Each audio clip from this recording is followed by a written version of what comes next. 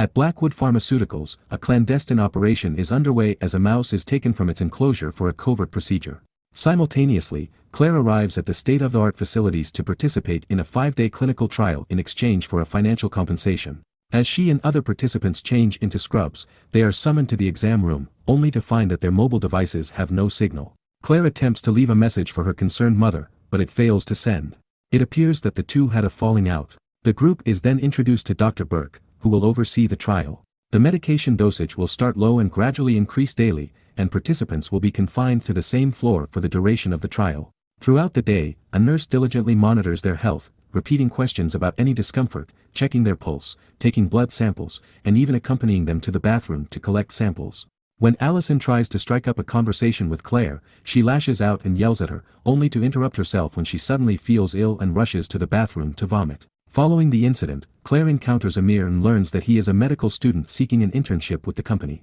That evening, Claire's mind is filled with an unusual chemical reaction, making it difficult for her to fall asleep. She discovers that the other participants are also wide awake, which causes concern among them. Marcus struggles to describe the strange sensation he's experiencing. The following morning, Burke reassures them that a minor case of insomnia is nothing to worry about and proceeds to administer more tests. A countdown clock on the wall ticks away the remaining hours of the trial. Later, in her office, Burke contacts her superiors to report that the substance she's testing is directly affecting the participant's central nervous system, causing significant inflammation in the brain. Her higher-ups remind her that this is a double-blind trial, meaning she shouldn't have access to specific information. However, they're shocked to learn that the test results Burke sent them were obtained in just one day, which is unusually fast. The next day, Burke announces to the group that the trial's parameters have changed, and the company is now interested in determining how long the participants can stay awake. They're prohibited from attempting to sleep, and if they feel exhausted, they must notify Burke or a nurse. After taking the new dose, Claire is placed in an MRI machine, which triggers her claustrophobia, bringing back unpleasant memories of her mother's verbal abuse and refusal to let her leave. Panicked, Claire implores Burke to halt the experiment, but it continues until its conclusion. As time elapses, the group grows increasingly anxious about the sleep deprivation and escalating medication dosage. Despite their concerns, Burke offers a bonus of €30,000 to each participant who remains until the end, prompting most of the group to cheer and celebrate with music and champagne. However, Claire and Amir remain skeptical, suspecting there's a catch. As the night wears on, Claire becomes exhausted and yawns repeatedly, leading her to leave the celebration and inform Burke. Shortly after, Ray also starts yawning, causing Burke to interrupt the festivities and instruct everyone to drink water. Following this, Burke contacts her superiors to request ending the trial early, citing the participants' erratic immune systems. However, they refuse her request and instruct her to continue increasing the medication dosage. As the night progresses, the participants keep each other awake by chatting, but Claire starts to doze off again. Allison tries to rouse her, asking about her plans for the bonus, but Claire's dismissive response hurts Allison's feelings, causing her to leave the room. With the moment ruined, Amir also decides to leave, and as he walks down the corridor, he overhears Burke telling her superiors that she refuses to take responsibility for any future consequences. After vacating her workspace, Amir secretly enters and inspects the computer, discovering the shocking test results indicating brain inflammation. He quickly copies all the files onto a portable drive. Meanwhile, the group is enjoying television time when the screen abruptly malfunctions. Claire notices Allison sitting alone and approaches her to offer an apology, only to find her fast asleep. Allison's body suddenly experiences a dramatic decline, as she begins to bleed from her eyes, nose, and ears, followed by a violent seizure. Her lifeless body collapses to the ground, her eyes become bloodshot, and she vomits before meeting her demise. Burke witnesses this horrific scene and the facility's computer responds by announcing a security breach and the initiation of lockdown protocols. A loud alarm sounds throughout the building, and the lights turn red as the computer begins a countdown. Burke and the participants frantically flee, but Burke's attempt to exit through the closing door results in a severe injury. The group manages to drag her out, but it's too late, and Burke dies while apologizing. The door shuts, trapping the participants inside, and the clock resets, displaying a 24-hour countdown until the lockdown concludes. Amir emerges from Burke's office, urging everyone to stay awake, as sleeping means certain death. He reveals that he has knowledge of the tests, which indicate that their brains have been pushed to extreme limits, leading to an impending shutdown. The group becomes anxious and Ray becomes slightly aggressive as they attempt to push the door without success. In the recreation room, the television airs a message from the company urging them to remain patient. They discover a supply of smelling salts and each take 5 packets for the night. Amir cautions them to use the salts as a last resort, but Ray disregards the advice and uses one immediately. Ray then uncovers some medication in a cabinet, but Amir promptly warns against its use, advising them to avoid coffee or any stimulants that could exacerbate the situation. Amir believes the condition is manageable, so they must wait for the doors to open and seek assistance. Throughout the following hours, they struggle to stay awake, having been awake for 100 hours already. Amir hopes that the brain inflammation will subside now that they have stopped taking the medication. However, when he examines Claire's brain, he is alarmed by the results but chooses not to disclose this to the group. Meanwhile, Claire experiences dizziness and begins hearing her mother's voice as she walks down the corridor.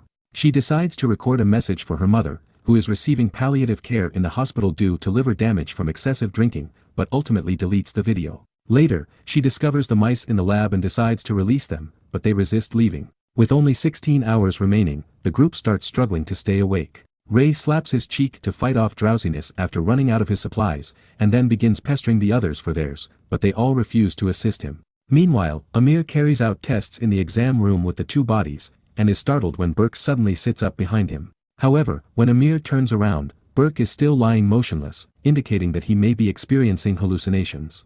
In the recreation room, Claire gazes at the wall while hearing her mother's voice. Memories of her eerie childhood room flood her mind, but before succumbing to them, Marcus intervenes.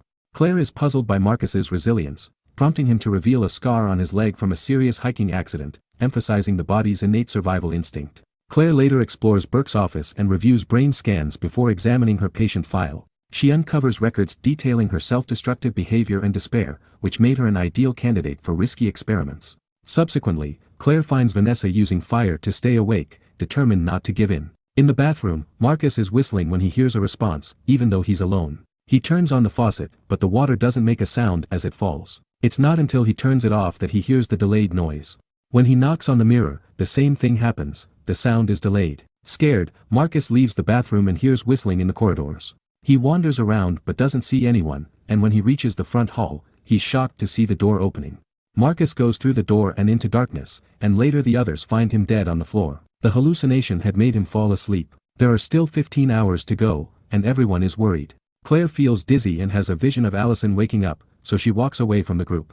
She goes to the kitchen, sees a mouse, and uses fire to reanimate her body. The burn scar is awful, but Claire feels awake and alert.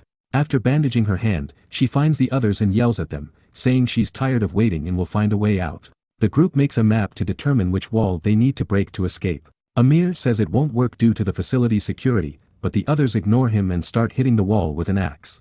They eventually manage to create a hole, but the wall is protected by thick metal like the door. While Claire is searching for Amir to get more suggestions, Ray begins to suspect that Amir is working secretly for the company because of his knowledge of the metal wall. When Claire locates Amir, he gives her a letter with a confession while hallucinating Burke's dead face. It is revealed that it was Amir who triggered the lockdown by copying the files, and he feels so guilty that he decides to fall asleep. Claire immediately interrupts him and begins throwing fire metaphors to understand what they can do with their brains. This gives Amir an idea: using certain medicines as poison, he can create an effect that usually would cause brain death, but with the side effects they're having, it should stop their death instead. Ignoring the hallucinations, Amir immediately starts working on the mix. Claire rushes to tell the others but bumps into Paul, who warns her not to trust Amir. He reveals he searched Amir's things and found the bottle of stimulants he told them not to take, which is now empty. At that moment, the power goes out, and they use their phone flashlights to move around. Claire begins hearing her mom's and Allison's voices and starts having a breakdown before turning around to find a dead Allison standing in front of her. Screaming, Claire drops her phone and the light goes off, so she tries using a lighter instead, causing her to see more dead faces in the dark. After successfully starting a fire and locating the electricity box, which restores power, she discovers Paul unconscious on the ground and manages to wake him up before he is in danger. The group then confronts Amir regarding the stimulants and power box. Despite Amir's claims that he disposed of them for safety reasons and did not tamper with the power, Ray becomes aggressive and binds him with Paul's assistance. Vanessa, Ray, and Paul's suspect Amir is hiding something and disregard Claire's objections as they plan to force a confession from him by any means necessary. Ray prepares to harm Amir with a knife to extract information, but Claire intervenes by revealing that Amir has been working on a cure. Despite Ray's belief that Amir intends to harm them, Claire volunteers to be the first to test the cure to determine its safety. The group remains adamant about keeping Amir captive, so he provides them with instructions on how to prepare the medicine. While Paul is occupied with the mixture, Vanessa confides in Ray privately that she witnessed him sabotaging the power. Ray admits he was attempting to prove that Amir was feigning his condition by causing him to fall asleep. Vanessa then reveals she has found a sedative they can use. Just as Paul finishes preparing the cure for injection, Vanessa approaches Amir with the sedative, but unexpectedly collapses to the ground. During an out-of-body experience, Vanessa observes the frantic efforts of the others to attend to her physical body. However, she soon finds herself enveloped in smoke and darkness. As she witnesses the sudden appearance of the devil before her, Vanessa lets out a scream while her real body begins to bleed and suffer a seizure. In a rush to administer the cure, Paul moves swiftly, but Vanessa's trembling causes her to accidentally knock the needle away, shattering it. Subsequently, she vomits and tragically succumbs to her condition. To compound the situation, Paul's hasty actions result in the jar containing the remaining cure falling and breaking on the floor.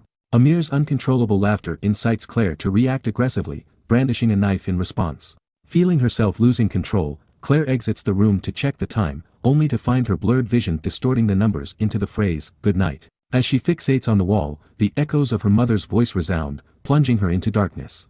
Struggling with dizziness, Claire records a message for her mother on her phone before locating her final salt packet. However, in her weakened state, she fumbles and drops it, causing her to collapse. Subsequently, amidst a hallucinatory experience accompanied by celestial music, Claire resists the illusion and navigates through the air to retrieve the packet, ultimately consuming the salts to awaken. Upon hearing a mysterious sound, she investigates and discovers a hollow section of the recreation room wall. With Paul's assistance, they dismantle the wallpaper to reveal a concealed autopsy room. Beyond it lies a door leading to a corridor and an elevator, presenting an opportunity for escape. Although Claire wishes to inform the others, Paul insists on departing silently. Meanwhile, Amir continues to encounter Burke, who emphasizes the importance of standing up for himself and points out that Claire left the knife within reach. In the bedroom, Ray bids farewell to Vanessa's body, only to discover Amir's letter in her pocket. Enraged, Ray searches for Amir, who immediately begins shouting for assistance. Claire hears his cries and rushes back, forcing Paul to follow her. In the laboratory, Ray arms himself with a scalpel, ready to exact revenge on Amir. Amir, however, manages to break free from his restraints and leaps onto Ray, stabbing him with the scalpel. But then, Amir's illness overwhelms him, and he seizes the knife to stab Ray repeatedly until he's lifeless. As Claire and Paul arrive, trying to calm Amir down, Burke's hallucination pushes him to complete the task. The two of them flee the scene immediately, with Paul seeking refuge in the rec room, locking the door behind him. Claire runs into the MRI room, where Amir catches up and tosses her around, unintentionally activating the machine. Just as Amir is about to stab Claire, the MRI machine's magnets snatch the knife from his hand. Claire takes advantage of the situation and kicks Amir before making her escape. Meanwhile, Paul reaches the elevator and activates it, but to his horror, it's not an elevator but an incinerator. Massive flames burst out of the walls, engulfing Paul in a fiery death. Claire discovers some scissors and prepares to defend herself as Amir grabs his knife and pursues her. Both are on the brink of falling asleep when the clock reaches 0, signaling the end of lockdown. The lights come back on, and armed men enter through the door, swiftly killing Amir. Hearing the gunshot, Claire hides while the men clear the area of bodies. Once the coast is clear, Claire tries to flee and comes across the bodies in bags. She disguises herself by covering her face with Amir's blood and climbs inside one of the bags to feign death. A man inspects her and assumes his colleague has found the body, leading to Claire being tossed into the back of a truck with the other bodies. Inside the bag, Claire uses her phone's flashlight and begins to imagine a deceased Allison beside her. To cope, she shuts her eyes and hums her mother's song. After reopening her eyes, a kinder Allison greets her briefly before vanishing. As the truck distances itself from the facility, Claire emerges from the bag and startles the drivers upon seeing her reflection in the mirror, leading to a crash. Claire observes both men injured and exits the truck, but collapses after a few steps. She remains in a coma for 4 months in the hospital. A news report states that Blackwood Pharmaceuticals was acquitted of wrongdoing, placing the blame on Burke for the incident. It is then that Claire awakens. Please like and subscribe for more video like this. Thanks for watching.